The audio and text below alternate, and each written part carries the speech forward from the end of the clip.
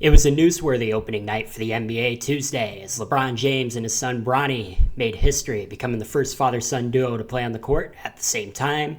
JJ Redick won his first game as Lakers head coach, and the Celtics absolutely decimated the New York Knicks. We'll talk about all that and so much more right now. You're listening to the DMP Sports Podcast, where we act like we played the games, but in fact, we did not. We just kind of talk about them. Let's start off with the Lakers here. They defeated the Minnesota Timberwolves 110-103 last night, and JJ Redick won his first game as head coach. Now, I'm no expert, and I'm not going to pretend like I understand X's and O, because for the most part, I really don't. But I thought JJ Redick coached an incredible game last night.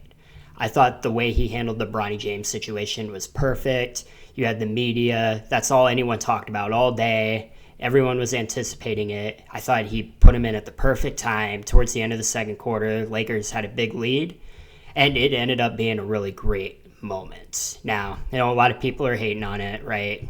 People don't like nepotism. In a lot of ways, I don't either. But it was just really cool. I'm happy for LeBron. I love LeBron. And yeah, it was an incredible moment. And when Bronny was in there, I really didn't feel like he hurt the team in any way, And he got a couple open look, or he got that one look on that three that LeBron kind of set up for him, and he just missed it. But he did a good job. I mean, he grabbed a rebound. Again, didn't really hurt him in any way. He did have Julius Randle, though, post up on him, hit the fadeaway. But that's unfair. That's a mismatch, and it happens to everyone. So I don't think it's a big deal there. As for JJ Redick, I think he made a huge difference for the Lakers last night. He came into the season saying the Lakers needed to shoot more threes, and that's exactly what they did. Now, they did only go 5 for 30, okay? And I don't really need to tell you how bad that is. I mean, that's pretty atrocious, especially in today's NBA, when the Celtics hit 29 just a couple hours before. But I think it shows that the players trust him, and they bought into what he's trying to do in LA, because it's not really their MO.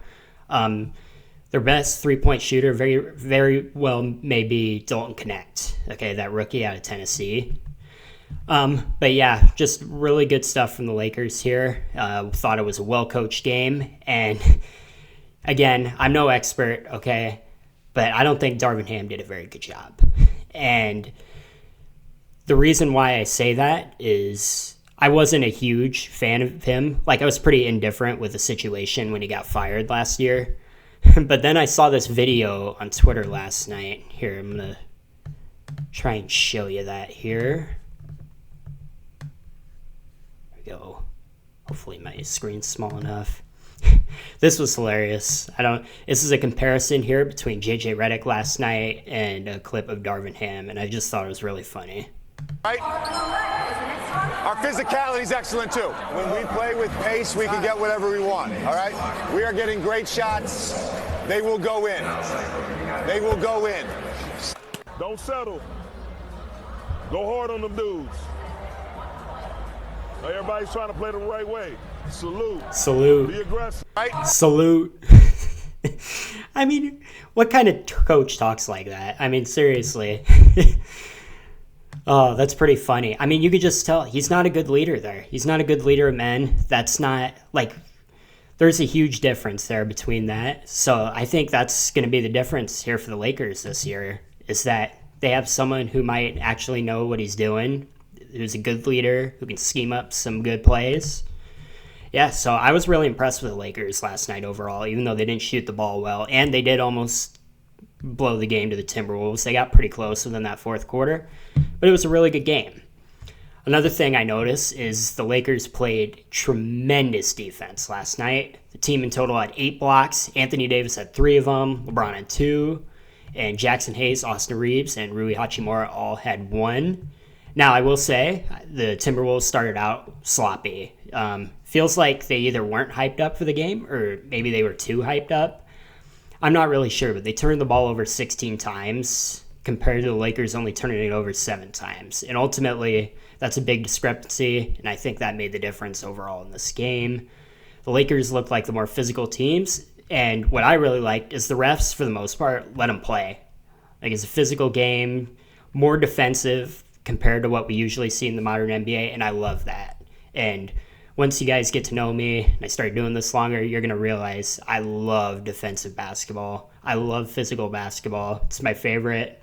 I wish more games were like that, especially in the NBA, but even in like college basketball too.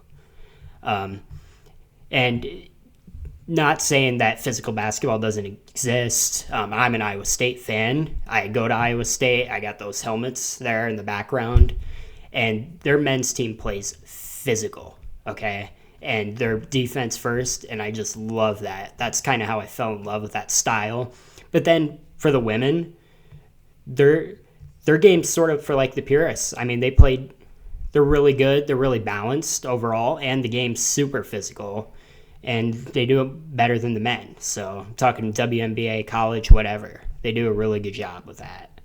So, again, love defensive basketball. And speaking of that, the other game featured damn near none of it. The reigning and defending NBA champion Boston Celtics dismantled the Knicks last night.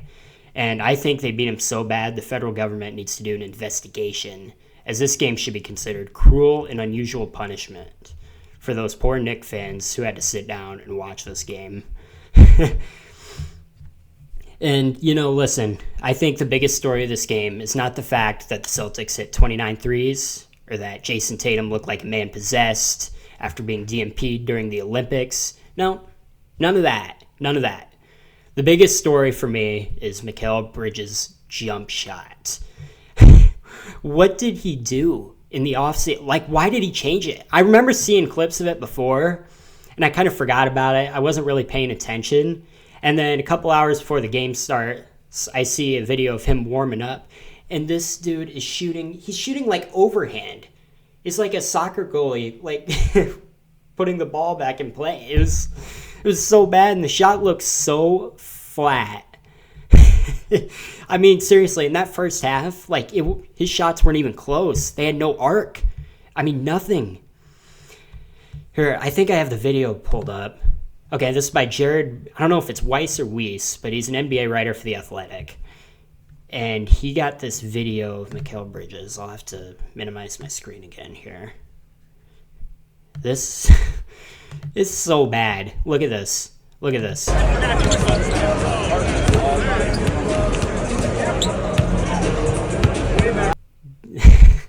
It was genuinely one of the ugliest jump shots I have ever seen in my life. Okay, that's almost as bad as Michael Kidd-Gilchrist, where he had the ball. There's like this famous picture of him in his Bobcats jersey. He has the ball. He's like twirling it around sort of like this. That one, it's worse than Sean Marion shooting from the titties. That one too. It's up there. It's up there with one of the worst jump shots I've ever seen. But to his credit, in the second half, he did a lot better. And I'm happy for him. I really like Mikal Bridges as a player. I don't want to see him struggle, okay? Seriously. But that was bad. And again, he got it together in the second half a little bit, but it just doesn't make sense. He's one of the most high-volume corner three-point shooters in the NBA. I heard that on the broadcast last night. Very good at that. And he shot 37% from three in his career. That's good. That's pretty good. Like, I don't know why. I don't know if someone else got in his head about his jump shot. Did he get in his own head? I don't know what happened here. But it's not great. And if I was a Knicks fan last night, I would have been in hell. Okay? The Knicks were supposed to be all in this season. They traded DiVincenzo for Karl Anthony Towns. They traded for Mikal Bridges from the Nets. I mean, they're just all in. They have Jalen Brunson still.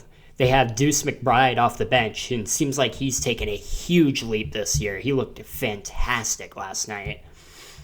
Like the Knicks are supposed to be all in, and then you got Mikal Bridges over there shooting overhand, missing that. I'd be a little worried if I was a Knicks fan. I'm going to be honest. So not great there. But I will say about the Celtics, they haven't missed a beat. And in fact, they might even be better than last season. They got a chip on their shoulder. And usually after winning the championship, you won the chip. All right? Why do you need to have a chip on your shoulder? Well, Jason Tatum didn't play in the Olympics in those final games, right? Him and Tyrese Halliburton There's a really popular tweet where Tyrese said, when you don't do anything on the group project, you still get an A, and he's flexing his gold medal. That's funny. Jason Tatum seemed a little bit more upset about that. And Jaylen Brown didn't even make the Olympic team, which I think is kind of ridiculous when you think about it. After the Celtics just won the championship, Jaylen Brown won Finals MVP. And yeah, they didn't get to play in the Olympics. So, not great there. The league better watch out. The Celtics still look really good. And they didn't even have Porzingis last night. They are so deep. They got Peyton Pritchard off the bench, Sam Hauser, Al Horford's starting right now, but when Porzingis comes back, he'll be coming off the bench. They are just deep, a deep, deep team. And they're scary. They look really good this year. Now, before we wrap this up here, I'm going to make predictions about tonight's games here. First, we'll start off with my Cleveland Cavaliers. We're going across the border to Toronto to take on the Raptors. Now, the Raptors aren't very good. They shouldn't be very good. They're in a rebuilding phase right now. But it's opening night, okay, for these teams at least. They're going to be hyped up. It's in Toronto. The crowd should be pretty good. They have great fans up there. I think they'll come out juice. I think we should be able to win. We should be able to get it done. I think it'll be a close game. I believe the spread for this was like 6 points, too, in favor of the Cavs. I might go the under on that. If I was a bet, I don't bet, but if I was a betting man, I'd probably take the under on that one. Bucks versus Sixers. This is the injury bowl right here. Joel Embiid's out. Paul George is out. Chris Middleton is out. Giannis, last time I checked, was questionable. And yeah, this game is televised. I'm sure the ESPN executives are very happy about all these injuries. That'll definitely affect the ratings for this one. I don't even know what to... I'll go with the Bucks, just on the off chance Giannis is playing. Actually, let me look this up. Is Giannis playing tonight? Giannis is not playing tonight. He's been ruled out for the playoff game against the Pacers. He's been ruled out for the playoff game against the Pacers. Okay, well, that's old. Here, I'll let you guys see what I'm looking at here. I think it'd be too hard to get some information about this. He's probable to play. Okay. Here, well, maybe we can check for an update or something. Giannis.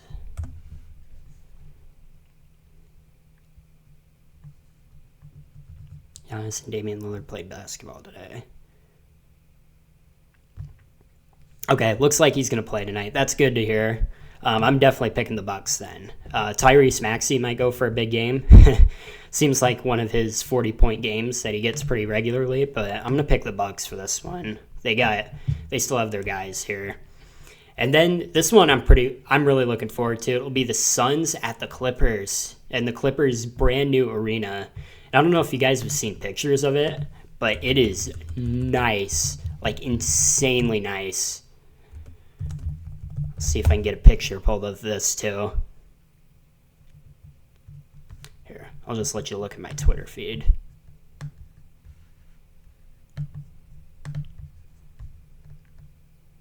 I mean, look at that. There's a picture I saw of the locker room. Here. That really stood out to me the other day.